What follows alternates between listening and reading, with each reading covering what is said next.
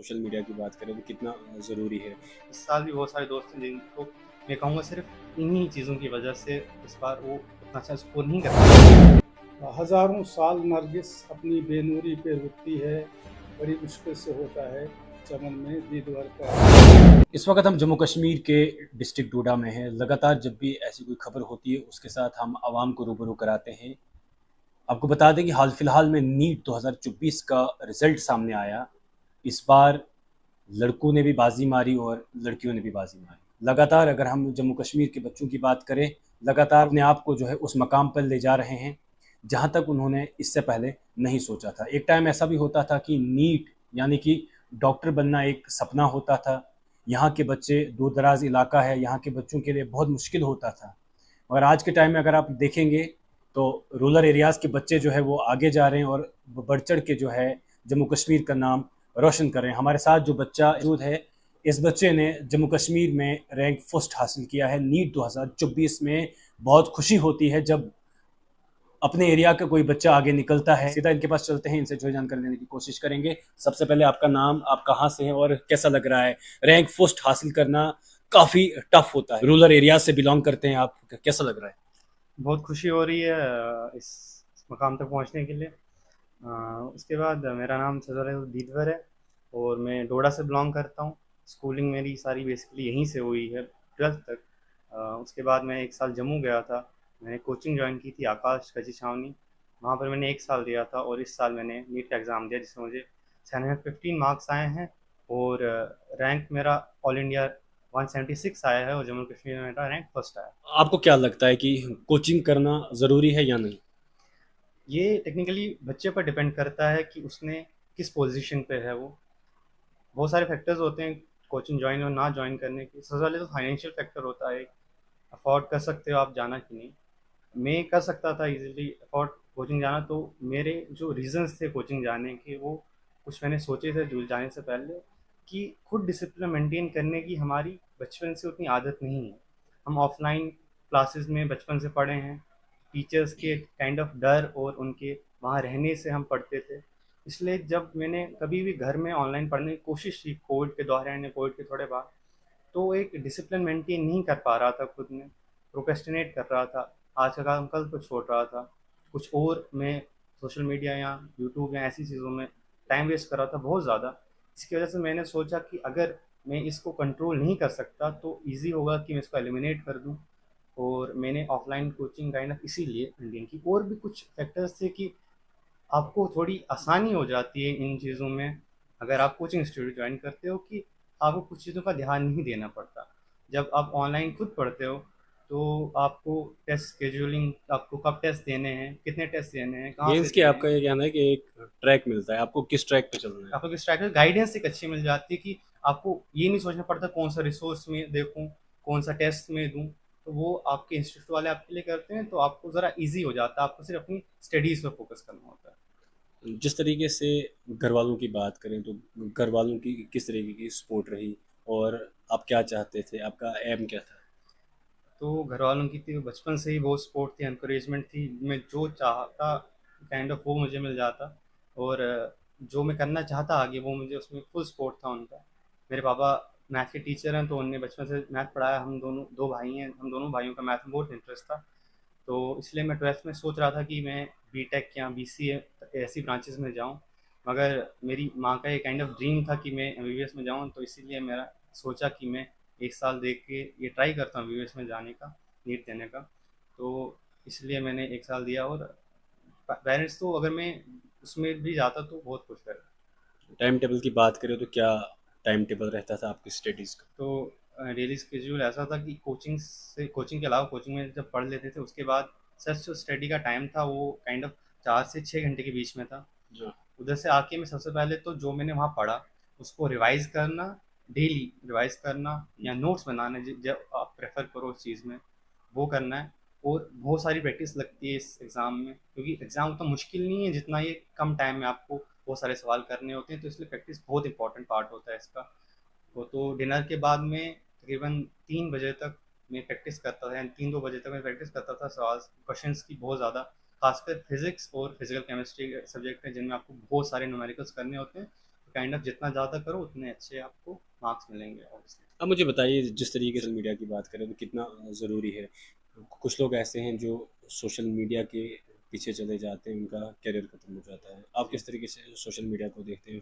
आपका फेसबुक है, यूट्यूब है, इंस्टाग्राम है, ट्विटर है, किस तरीके से देखते हैं फिर तो आप इस इन चीज़ को? चीज़ों पर लास्ट टाइम जब मैं थोड़ा-सा पढ़ रहा था, मुझे पता चल गया था कि इनमें बहुत ज़्यादा टाइम वेस्ट हो रहा है, और मेरे इस साल भी बहुत सारे दोस्त हैं जिनको मैं कहूँगा सिर्फ़ इन्हीं चीज़ों की वजह से इस बार वो उतना अच्छा स्कोर नहीं कर पाए। तो आपका इसलिए कहना है कि सोशल मीडिया से दूर रहना है। सोशल मीडिया ऑब्वियसली दूर रहना है, अगर आप कंट्रोल नहीं कर पाते। ऐसे बच्चे भी हैं हमारी क्लास में, ऐसे बच्चे भी थे जिनके पास अपना पर्सनल फ़ोन था और उन सोशल मीडिया भी चलाते थे, फिर भी बहुत अच्छा स्कोर कर पाए, क्योंकि वो काइंड ऑफ कंट्रोल कर पाते हैं कि कितना टाइम उस पे दें।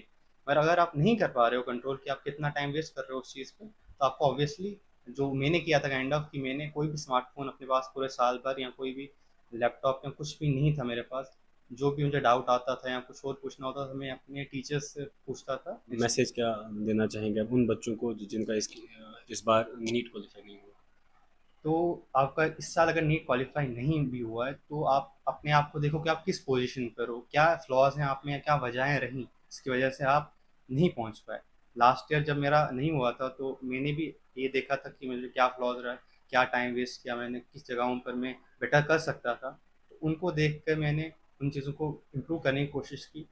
अगर आपको एक ऐसी पोजीशन पर हो जहाँ आप देख पा रहे हो खुद को कि मैं अगर 1 साल दूँ और मैं अच्छे से मेहनत करके उस जगह पर पहुँच जाऊँगा और आसानी से, तो आप ऑब्वियसली 1 साल ड्रॉप करके एक अपने फुल अटेम्प्ट दें, एक फुल अपने कैपेसिटी में जितना भी आप कर पाएँ उतना दें।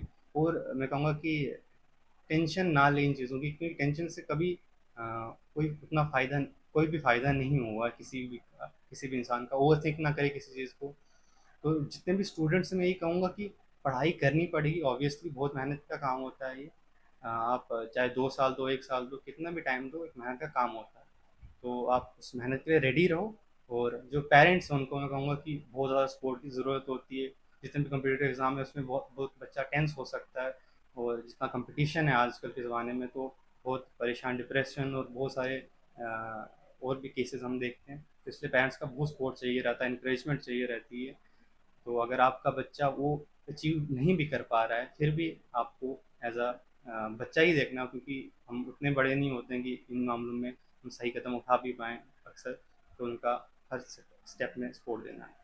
चलिए चलिए, इनके फादर हैं हमारे साथ, थोड़ा सा इनसे बातचीत करते हैं। इतनी खुशी होती है जब बच्चा इस मकाम पे पहुंचता है, क्योंकि माँ बाप का सपना होता है कि बच्चा जो है एक अच्छी जगह पे पहुंचना चाहिए। बड़ी मेहनत करते हैं माँ बाप। कितनी इस वक्त खुशी हो रही है आपको? बहुत खुशी होती है, क्योंकि अगर देखा जाए तो बच्चा जो होता है वो बियोलॉजिकली हम जो होता है वो हमारी लाइफ होती है, ज़िंदगी होती है। बच्चे को हम जान कहते हैं और वो ज़िंदगी होती है, तो हमारा जीन्स उसमें होता है।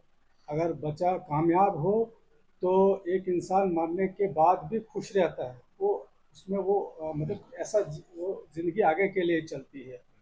तो ये बहुत ही खुशी का मुकाम है, और खुशी मुसरत का मुकाम है कि मेरे बच्चे ने उसकी मेहनत रंग लाई। दिन रात उसने मेहनत की, तो ये रंग लाई, और पूरे ख़ानदान का, पूरे डिस्ट्रिक्ट का, पूरे जे का नाम उसने रोशन किया। तो मैं यही कहूँगा, दूसरे जो पेरेंट्स हैं, पेरेंट का बहुत अहम किरदार इसमें रहता है। तो पेरेंट्स को चाहिए कि अपने जो बच्चे हैं उनके लिए टाइम निकालें। कुछ पेरेंट्स बहुत बिजी रहते हैं, खासकर आजकल सोशल मीडिया में, मोबाइल पर ही बिजी रहते हैं। तो थोड़ा सा टाइम बच्चों को भी देना है, उनको इंकरेज करना, मोटिवेट करना, और जिसकी ज़रूरियाती ज़िंदगी है उनको भी पूरा करना है। और टीचरों का भी इसमें बड़ा रोल रहता है, अहम रोल है, अहम किरदार है टीचर्स का। तो टीचर्स को भी चाहे कि वो मतलब जो अपने फ़राइज़ है वो बखूबी अंजाम दें, और हर बच्चे को मतलब अच्छी तरह से पढ़ाएं। तो जहाँ तक मेरे बच्चे का सवाल है, मेरे बेटे का सवाल है, तो इसने दिन रात मेहनत की, और इसके जो कामयाबी के पीछे जो हाथ है, यहाँ पर बैठे हैं सर, जो आकाश कोचिंग सेंटर जम्मू के हैं, तो इनका भी बड़ा हाथ रहा इसमें। तो गाइडेंस भी ज़रूरी है, कोचिंग भी ज़रूरी है, क्योंकि टीचर्स के पास इतना टाइम नहीं होता है कि वो अपने बच्चों को गाइड करे, तो उसके लिए कोचिंग भी ज़रूरी है। तो इनकी वजह से भी इनके जो मार्क्स में वो ज़्यादा आए। इन्होंने बड़ी मेहनत की, हम उनके भी शुक्रगुजार हैं। हज़ारों साल नरगिस अपनी बेनूरी पे रुकती है, बड़ी मुश्किल से होता है चमन में दीदवर पैदा। जंद मेरा दीदवर अब डॉक्टर बन जाएगा, फर्जंद मेरा दीदवर अब डॉक्टर बन जाएगा, मेरा सुकून दिल मेरा लखते जिगर बन जाएगा। और मेहनत से इसने सींचा खुद को दिन रात, मेहनत से खुद को सींचा इसने दिन रात है।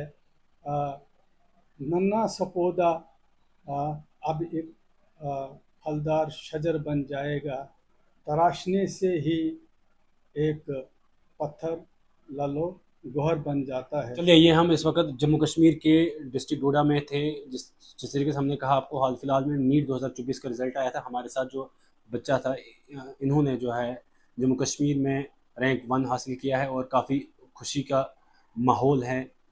इन्होंने जम्मू कश्मीर के साथ साथ पूरे हिंदुस्तान का नाम जो है वो रोशन किया है। इससे बहुत सारे बच्चों को जो है वो एक सीख लेनी चाहिए कि आप लोगों को मेहनत करनी चाहिए, बुरे कामों की तरफ नहीं जाना चाहिए, अच्छे कामों की तरफ जाना चाहिए। और जिस तरीके से इनसे हमने बातचीत की, किस तरीके का टाइम टेबल रहा, किस तरीके से इन्होंने अपनी स्टडी करी, और ख़ास तौर पर इन्होंने सोशल मीडिया की बात कही है, क्योंकि सोशल मीडिया का इस वक्त ट्रेंड चल रहा है। हम देख रहे हैं लगातार सोशल मीडिया पे इस वक्त पूरे बच्चे हैं और अपना टाइम जो है वो सोशल मीडिया पे वेस्ट कर रहे हैं। उनका जो टाइम है वो वेस्ट हो रहा है। हो सकता है कि आप इन सब की बातें सुन के कुछ ना कुछ जो है वो सीखेंगे, और आप किस तरीके से इस चीज़ को देखते हैं, आपकी राय क्या होगी इस सब पे।